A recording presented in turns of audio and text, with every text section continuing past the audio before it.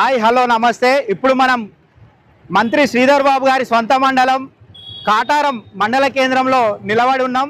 ఇక్కడ మనం దేశంలోనే ఎక్కడా లేని ఒక గొప్ప విషయాన్ని ఇక్కడ మనం చూడొచ్చు. ఇది 3 కూడలిలు కలిగిన రహదారి.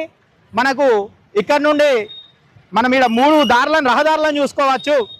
ఈరోజు చూసుకున్నట్టయితే దేశంలో ఎక్కడా లేని విధంగా శ్రీధర్ బాబు గారు ఈ ప్రాంత ప్రజలను దృష్టిలో పెట్టుకొని ఇక్కడ 3 బస్ స్టాండ్లు అనేటివి ఏర్పాటు చేయడం జరిగింది. నిజంగా ఆయన ఆలోచన విధానానికి మనం సంతోషపడాలి. ఇక్కడ చూసుకుంటున్నాం మనం ఈ రహదారి వచ్చేసి మనకి ఇటు నుండి గోదావరి కానీ మంతిని పెద్దపల్లి కరీంనగర్ వెళ్ళే రహదారి.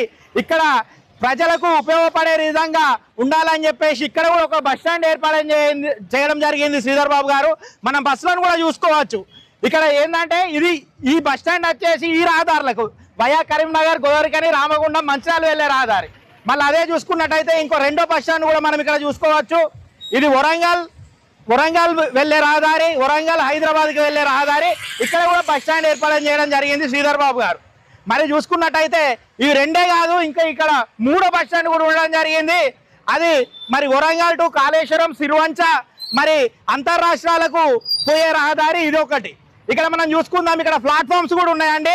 ఇక్కడ బస్ స్టాండే కాకుండా ప్రతి బస్ స్టాండ్కి ఒక్కొక్క ప్లాట్ఫామ్ను శ్రీధర్ బాబు గారు ఏర్పాటు చేసుకోవడం జరిగింది. ఒకసారి వెళ్తే మనం ఇక్కడ చూసుకోవచ్చు. వరంగల్ ప్లాట్ఫామ్ చూసుకుందాం. మనం చూసుకుంటే గణేష్ సెలక్షన్ అని 1 ప్లాట్ఫామ్, భార్గవి కంగనాల్ అనేది 2వ ప్లాట్ఫామ్, మరి ఆల్ఫాటీ ప్యాలెస్ అనేది 4వ ప్లాట్ఫామ్ కింద ఉన్నదండి.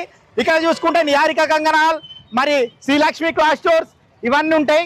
మరి ఇంత 5 సార్లు నన్ను ఎమ్మెల్యే గెలిపించిన ప్రజలకు ఏదో రకంగా నేను సేవ చేయాలన్న ఉద్దేశంతో 5 సంవత్సరాలు నన్ను గెలిపించిన ఈ ప్రజలను నేను ఇబ్బంది పెట్టకుండా వాళ్ళు ఎక్కడ ఆగుతక్కనే బస్ స్టాండ్ అనేది ఏర్పాటు చేయాలని మాకు ఈ ప్రజలకు ఇంత సాయం చేసిన శ్రీధర్ బాబు గారికి నిజంగా కృతజ్ఞతలు తెలియజేస్తూ మరి ఇలాంటి సేవా కార్యక్రమాలు భవిష్యత్తులో కూడా ఇంకెన్నో చేయాలని మేము కోరుకుంటున్నాం.